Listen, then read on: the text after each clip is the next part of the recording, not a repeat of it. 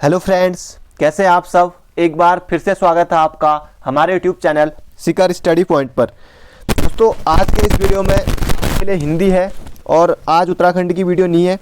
कल 3 लगातार उत्तराखंड जीके के बाद और हिंदी, आज और कल आपको हिंदी दोस्तों, फिर उसके बाद फिर उत्तराखंड और मॉर्निंग में आपको हर रोज़ जीके से संबंधित वीडियो दिया जाता है। और इसी में दोस्तों बहुत जल्दी जनवरी का करंट अफेयर भी किसी दिन लेके आऊँगा। जिस दिन जीके नहीं रहेगी तो मतलब कि आपके लिए करंट अफेयर रहेगा या फिर किसी दिन आपके लिए रीजनिंग भी उसमें रह सकती है।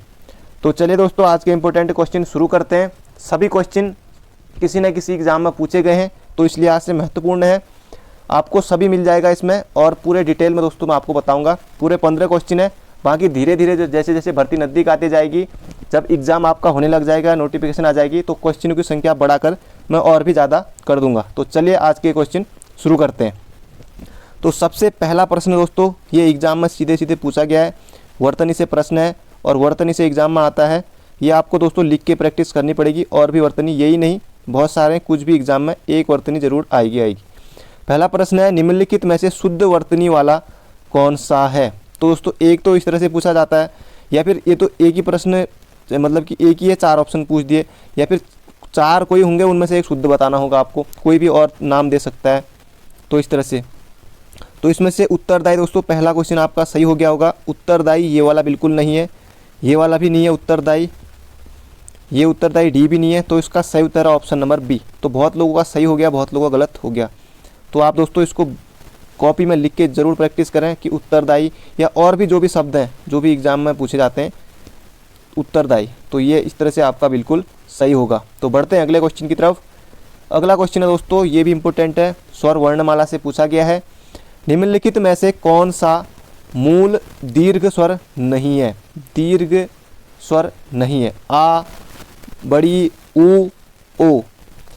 अब दोस्तों दीर्घ स्वर नहीं है, जिन्होंने नहीं पढ़ा है उनके लिए तो तुक्का लगाने वाली की बात है, और जिन्होंने पढ़ा है।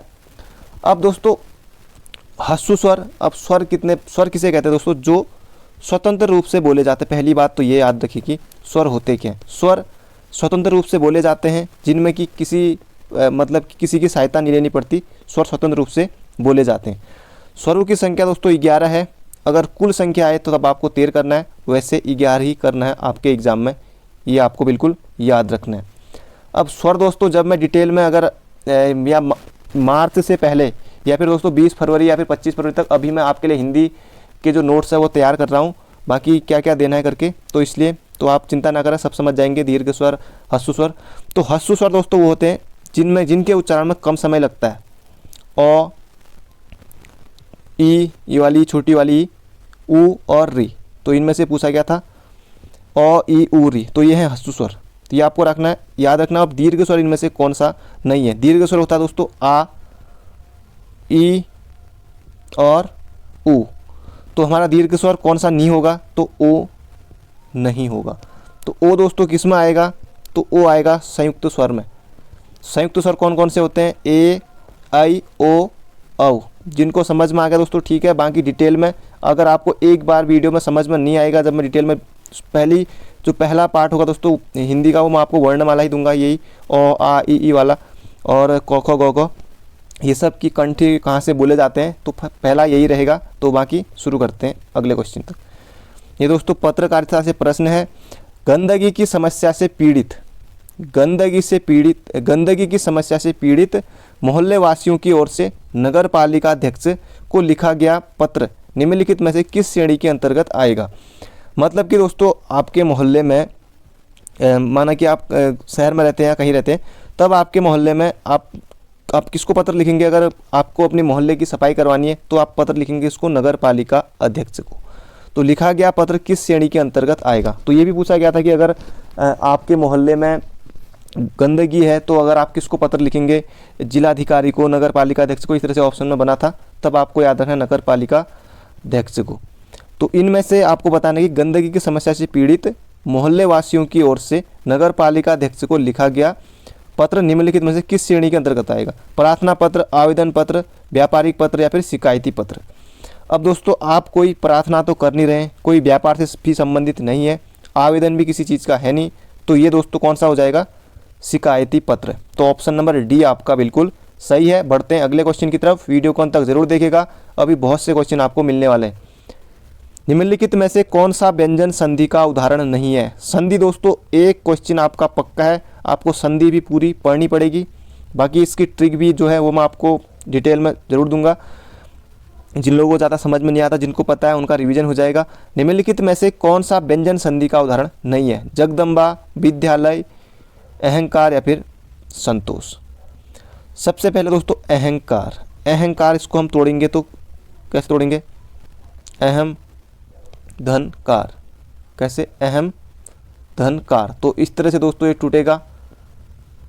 अहम, ये मोमा आएगा, मैंने होमा लगा दिया, अहम धन कार, तो अहम कार। तो दोस्तों इसमें कौन सी संधि हो जाएगी? ये हो जाएगी व्यंजन संधि। अहमकार ये भी व्यंजन संधि का उदाहरण है।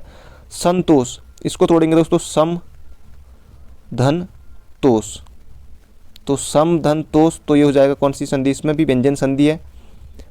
और जगदम्बा, जगदम्बा का संधि विच्छेद करेंगे तो जग धन दम्बा नहीं होगा, जगधन दोस्तों क्या होगा? जगधन अम्बा भी नहीं होगा, इसका होगा जगत धन अम्बा, जगत धन अम्बा, तो ये बनेगा क्या? जगदम्बा। तो दोस्तों जो होता है पहला वर्ण वो तीसरे वर्ण में परिवर्तित हो जाता है। जैसे ये है, ये मैं आपको दिखाता हूँ, जैसे जगत है ना, जगत यहाँ पर तो है और यहाँ पर बन गया दो, यानी कि पहला वर्ण तीसरे में परिवर्तित हो जाता है। क वर्ग भी आपको जिसको समझ में नहीं आएगा, जिनको, वो लोग सिर्फ देखते चलिए, ये बाद में बताऊंगा मैं आपको। जैसे विद्यालय दोस्तों, विद्यालय में कौन सी संधि होगी? तो विद्यालय में होगी दीर्घ संधि। इसका संधि मतलब तोड़ के देखता हूँ, विच्छेद करके विद्याधन आलय, विद्याधन आलय, तो धोमा आ गया अ और आ, तो और आ मिलके आ बनेगा, तो ये हो गया विद्याल आ, तो आ जुड़ जाएगा तो ये आ हट जाएगा, तो विद्यालय। तो विद्यालय में दीर्घ संधि होगी, दीर्घ संधि स्वर संधि का ही एक भेद है। तो बढ़ते हैं अगले क्वेश्चन की तरफ। अगला क्वेश्चन है, उत्पत्ति के आधार पर शब्दों के 4 भेद किए गए हैं, निम्नलिखित में से कौन सा भेद गलत है? दोस्तों बहुत बार एग्जाम में पूछा गया है, फॉरेस्ट गार्ड में भी इससे संबंधित प्रश्न जरूर आया था।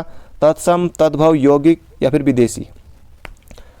तो तत्सम है, तद्भव भी है, उत्पत्ति के आधार पर पूछा है, विदेशी भी है, तत्सम, तद्भव और कौन से?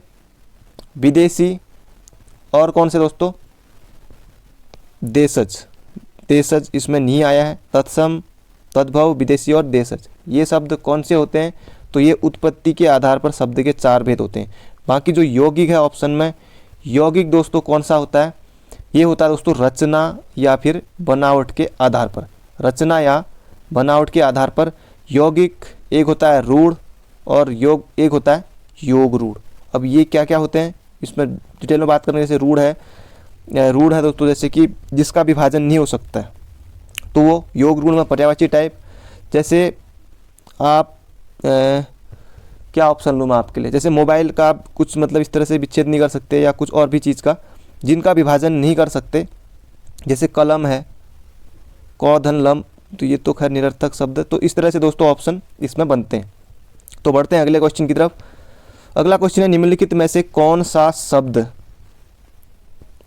शब्द समूहवाचक नहीं है? समूहवाचक नहीं है। अब सभा दोस्तों, सभा में मतलब कि बहुत से लोग होते हैं, सभा तभी है। भीड़ में भी जब भीड़ है कि समूह की बात करें कि भीड़ मतलब कि बहुत से लोग हैं, तो कक्षा में भी होती हैं, कक्षा में छात्र होते हैं या कहीं और कक्षा, तो ये भी समूहवाचक है। बाकी दौड़ना एक अलग चीज़ है, ये आपने पहचान लिया होगा। तो समूहवाचक संज्ञा कौन सी नहीं है? तो ये दौड़ नहीं है। अब दोस्तों जैसे मैंने आपको बताया कि ये जो रूढ़ है, अब रूढ़ है दोस्तों जिसका विभाजन नहीं हो सकता, तो ये दौड़ है। अब इसको तोड़ेंगे तो जैसे दौड़, अब इसको भी दोस्तों ये कौन सा शब्द हो गया? ये हो गया रूढ़ शब्द, रूढ़ शब्द। अब जैसे अभी मैंने आपको बताया था कहाँ, ये विद्यालय, ये कौन सा शब्द हो गया? तो ये हो गया दोस्तों कौन सा शब्द? यौगिक शब्द। बाकी आप समझ जाएंगे। बढ़ते हैं अगले क्वेश्चन की तरफ। अगला क्वेश्चन है, निम्नलिखित में से कौन सा निंदा का विलोम क्या होगा? निंदा का विलोम आपको बताना है। स्तुति, निंद्य, श्लाघ्य या फिर निरुद्ध। तो निंदा का विलोम होता है स्तुति, बिल्कुल याद रखना, किसी की बुराई करना और किसी की स्तुति करना, उसको बचना। तो बढ़ते हैं अगले क्वेश्चन की तरफ।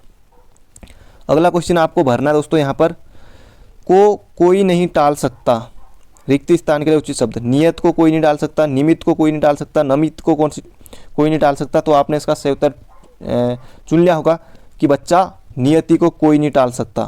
तो ये है ऑप्शन नंबर बी।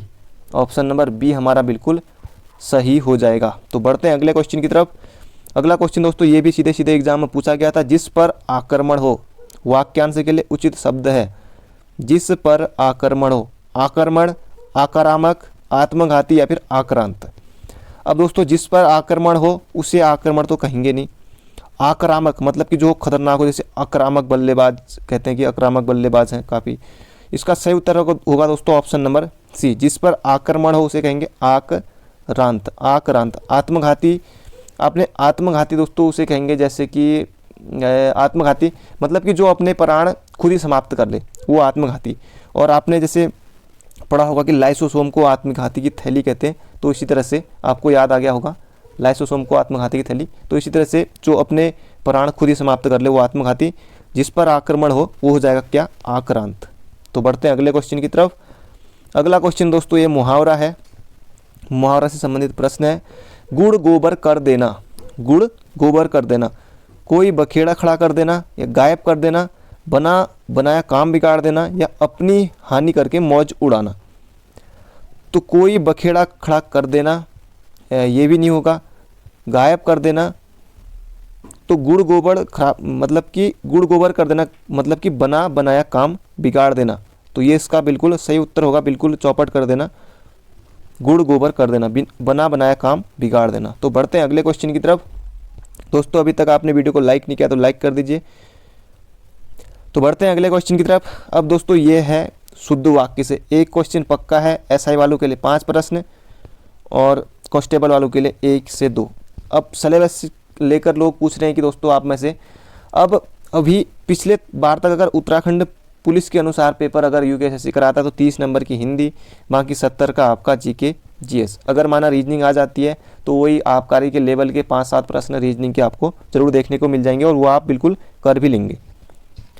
तो निम्नलिखित में से व्याकरणिक दृष्टि से शुद्ध वाक्य कौन सा है। वे अनेक विषय के ज्ञाता थे, इस समय 4 बजे हैं, सब लोग अपनी राय दें, आंसू से मेरा रुमाल भीग गया।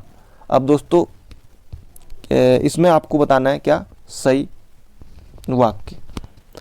वे अनेक विषय के ज्ञाता थे, वे अनेक विषय के ज्ञाता थे। वे दोस्तों अनेक विषय यहाँ पर होना चाहिए था, वे अनेक विषयों के ज्ञाता थे, तब ये सही हो जाता। तो ये हमारा सही नहीं होगा। अनेक की जगह दोस्तों कई बार होता है कि अनेकों भी दे देता है एग्जाम में, अनेकों उनके अनेकों नाम है, श्री कृष्ण के अनेकों नाम है, तो अनेकों बिल्कुल नहीं होता है, अनेक ही होता है। इस समय 4 बजे हैं, ये बिल्कुल सही वाक्य आपका। बहुत से लोगों ने चुन भी लिया होगा और बहुत से लोगों का गलत भी हो गया होगा। सब लोग अपनी राय दें, सब लोग अपनी अपनी राय दें, एक अपनी और होना चाहिए था यहाँ पर, सब लोग अपनी अपनी राय दें। अगला है आंसू से मेरा रुमाल भीग गया। ऐसा भी क्या किया कि आंसू से रुमाल ही भीग गया।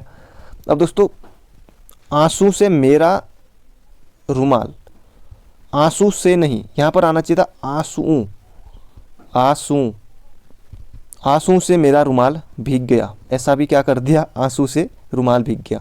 तो बढ़ते हैं अगले क्वेश्चन की तरफ। अगला क्वेश्चन है दोस्तों ये भी एग्जाम में पूछा गया था।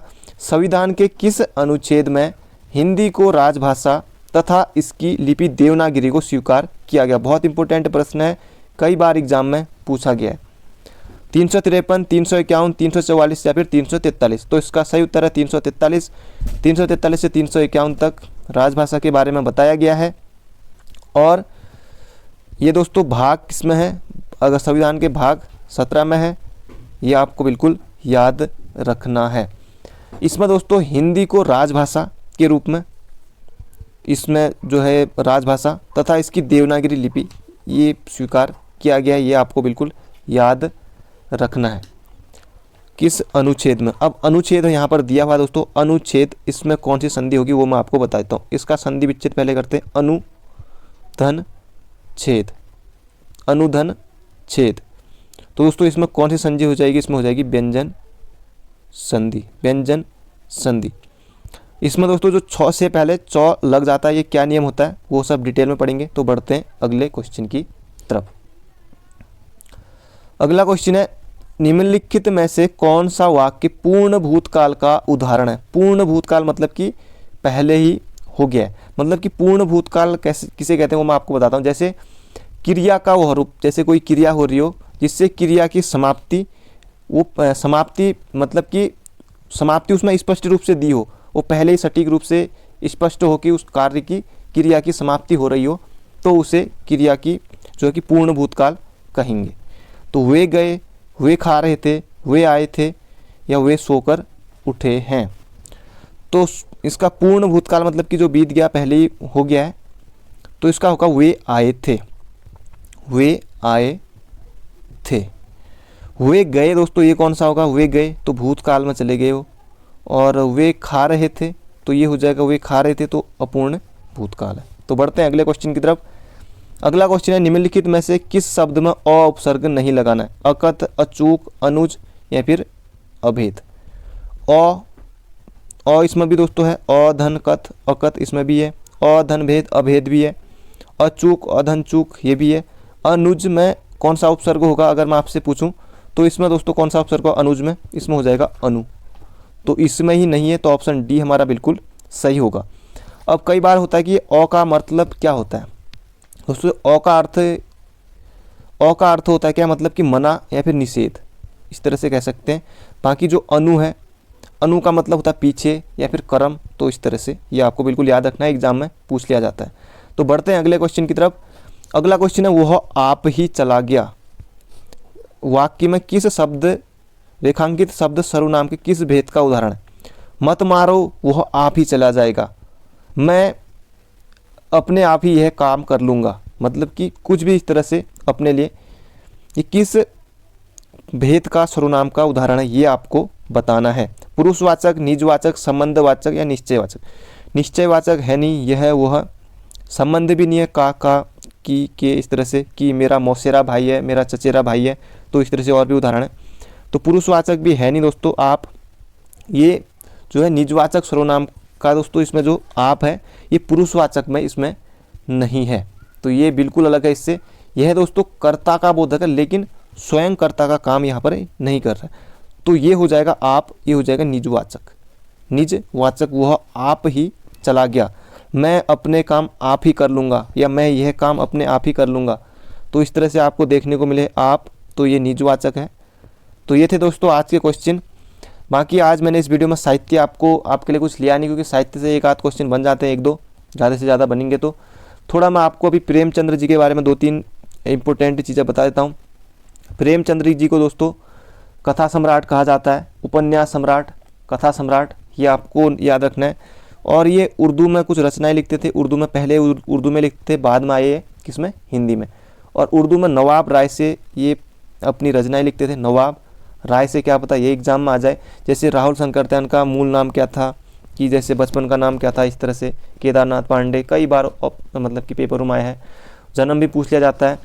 इनका दोस्तों जन्म हुआ था वो 1880 में हुआ था, और ये हुआ था वाराणसी में, वाराणसी में। बाकी इन्होंने पत्रिकाएं भी निकाली, जैसे मर्यादा है, और मर्यादा में इन्होंने काम किया। हंस एक बहुत है, हंस अगर आती है तो पत्रिका एग्जाम में कई बार पूछा भी गया, हंस, ये बिल्कुल याद रख लीजिए आप लोग। और एक और है माधुरी, माधुरी। और बाकी दोस्तों इनका एक अपूर्ण उपन्यास है, हाँ अपूर्ण उपन्यास है, तो वो है मंगलसूत्र, मंगलसूत्र। तो ये आपको बिल्कुल याद रखना है। बाकी सेवा सदन, प्रेमाश्रम, गोदान और गबन, रंगभूमि, कर्मभूमि, सेवा सदन, बहुत सारे इनके उपन्यास है, ये सब आपको याद होने चाहिए। तो दोस्तों ये थे आज के क्वेश्चन। आपके कितने से 15 में से आप कमेंट बॉक्स में ज़रूर बताइए। बाकी मॉर्निंग में जीके की वीडियो आएगी, और बाकी कल को भी हिंदी, उसके बाद फिर उत्तराखंड के और महत्वपूर्ण प्रश्न आपके लिए। दोस्तों किसी भी एग्ज़ाम में कुछ भी प्रश्न पूछा जा सकता है, तो आप लोग तैयारी करते रहे। जैसे उपसर्ग है, कनिष्ठ सहायक का दे रहे हो तब भी उपसर्ग आने हैं, एक ही बार पढ़ लो अच्छे से। और जैसे कि पटवारी का एग्ज़ाम है, यहाँ भी आने हैं, जो भी उत्तराखंड वीडियो उपसर्ग आना ही आना। अगर नहीं पूछा तो आयोग ने कुछ और से तब भी प्रश्न जरूर आएगा।